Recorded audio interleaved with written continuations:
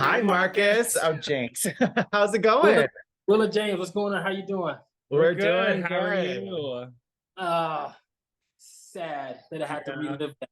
Oh, Yeah. especially during Thanksgiving week. Yes, yes. So actually though, it was the only episode that Michael and I watched together. Oh, I was going to really? ask if you were together for the episode. Yeah, that was the only episode we got to see together because we were together with the family for Thanksgiving. And it was like, wow, we got to watch one. That was the one we get eliminated on. Oh. Do y'all live in different cities? Yes, I live outside of Savannah, Georgia. And he Okay. lives in a small town in New Mexico, about an hour north of El Paso. Oh, wow. Oh, yeah. Okay. Y'all are definitely on different sides of the Yes. country. Well, we were definitely sad to see the two of you go just because we loved the intensity you brought to the race. Competitive. We could tell you wanted to be there. We could tell you wanted to win. And that's always an exciting thing as a viewer to watch in a team.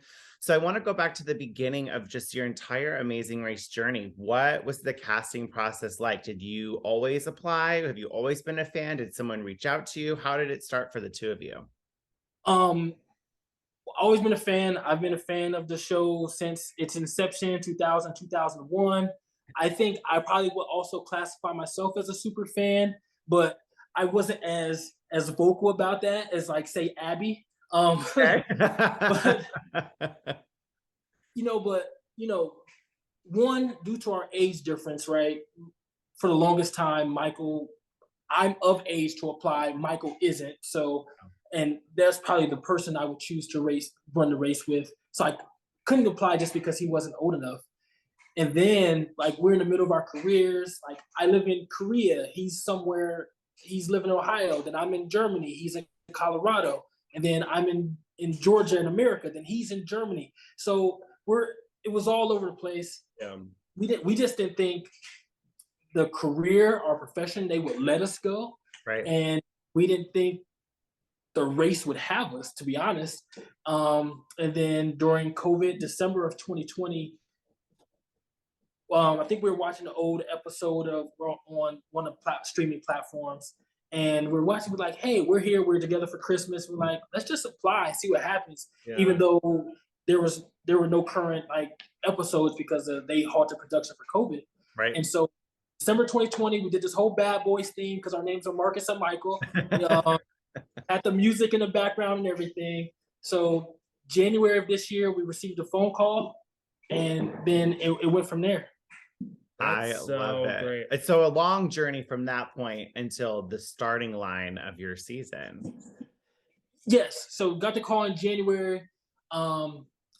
They being the producers, they wanted to ensure that like our chains of command would approve of us being gone. Sure. So we had to get these letters signed off saying yes, they approve before they continued. Once we got those letters, they flew Michael out to Georgia so we could do some interviews together, and then they cast us on the show. That's amazing. Well, timing's everything because y'all got to have such a great full experience making it to the top 5 of the season. So, what makes y'all so competitive and I don't know, so hungry to win the race? Is it just the fact of winning, or what makes y'all so competitive? Because it was great to watch. I mean, I think a small part of that, maybe 5 to 10% of that, is the edit, right? I think that's what they show, right? Like, you've been on the show, right? Camera guy asked the question, "What place are you going to get today?" Well, or do you want to win? Like, yes, I want to win. Like, what are you talking about? Well, duh. Yeah. What are you talking about? I don't want to lose. Yeah, like, so what place you want? Why would I get in first place? But aside from that, I don't know. We grew up. We played all types of sports, or even academic challenges, and it was like we were always driven to win. Yeah. And so we saw the race as two things, right? We saw it as our opportunity to spend hopefully 30 days or so together. Right. Yeah. Right. Hopefully. But then it's a competition. So this might sound bad, but production, like, the show is what it it is, right? Like we're in the midst of COVID and we're in Europe. All of these places Michael and I have been to. Yeah. Maybe some of it countries we've been to, maybe not the cities. Like I've never been to Toulouse, Yeah. but I've been to Florence, I've been to Bologna, right? I've been to Munich, and Michael was the same. And so it was like I don't have the reaction as other teams have. Hey, I'm in Germany, I'm in Austria. It's just a means to the end to win this race. That makes so much sense. But that's such a like positive because all your life experience prepared you for success. Because I mean, we didn't really see y'all struggle with many challenges on the show, regardless of if you've been to those places before. Y'all were just really good at almost everything. Well, I mean, except for rugby. Except for rugby. You might need to find a local team and play a little bit. Gosh, that was so embarrassing. Oh my God. Hey, it was a fun moment to watch. I mean, it'll show you how difficult rugby is. I've never even seen a rugby match or like have any concept of even how to play. So I would have been right there with you of like, I'm gonna overestimate how to kick this ball and it's not gonna go well, but I'm gonna think that I'm gonna be really good at it. So when we were going to the stadium, and so we're in Europe, we're not going to play American football, right? So Michael and I in the car were talking like, are you good at kicking? And he was like, no. I'm like, well, neither am I.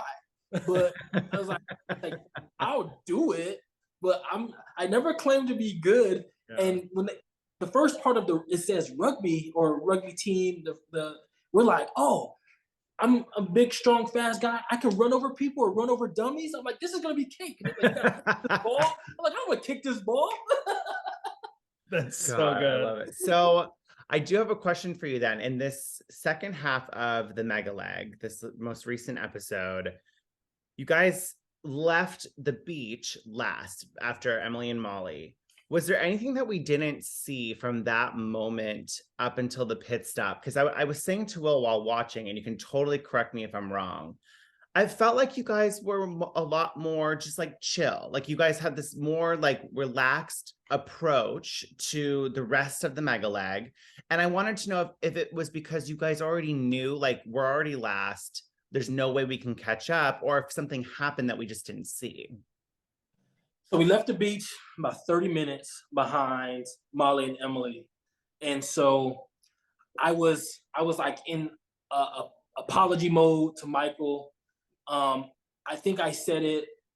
I think I only caught on camera, like at the mat, but on camera I'm like, damn, I just lost $1 million. But Michael was like, don't worry about that. Like, let's just see what the rest of the leg takes us. And so we tried to get out of that. We tried to sing some songs while driving. We're in a convertible. We got the top down, sunglasses on. So we're like, okay, let's just enjoy the ride. As we're driving, though, it was out of all the navigating we've done, like this was by far the easiest. Yeah. Like, so nobody was gonna get lost. Meanwhile, Derek and Claire are trying to turn around in this alleyway. Yeah, no, but it was so easy. Like I couldn't fathom anybody getting lost going there. And then when we arrived, we thought we had a small chance. We said, we get to Rhonda, we see somebody, then it's on. So when we get there, we valet the car and you have to find a tour guide. But where we valet the car, where the tour guide was, and there was a wood carver, the guy you go see after your detour is complete. Like we could see him with the bright yellow Amazing Race clue envelope, like on his workshop. Wow, yeah. So we ran to him first. We were told this isn't your clue, but there was only one clue. And so we're like, if we have to go to a detour and come back to get the roadblock clue, then execute a roadblock. Yeah. If this is only one clue. We realized then we're like reality kind of set in, like we're not gonna make up any time. That makes so much sense. So then when you finally get to the pit stop, do you know how much time the difference was between y'all and Emily and Molly? That we don't know. We do know that the arch building was a lot longer than the Dress for Success detour. Right. I think I talked to the twins, I talked to Lewis and Michelle. I think they said 15, 20 minutes max for that detour, Dress for Success. And we were probably on that arch for about an hour. Wow. So you take that 40-minute difference or so, plus we were already behind by 30, so maybe a little over an hour, hour and a half probably.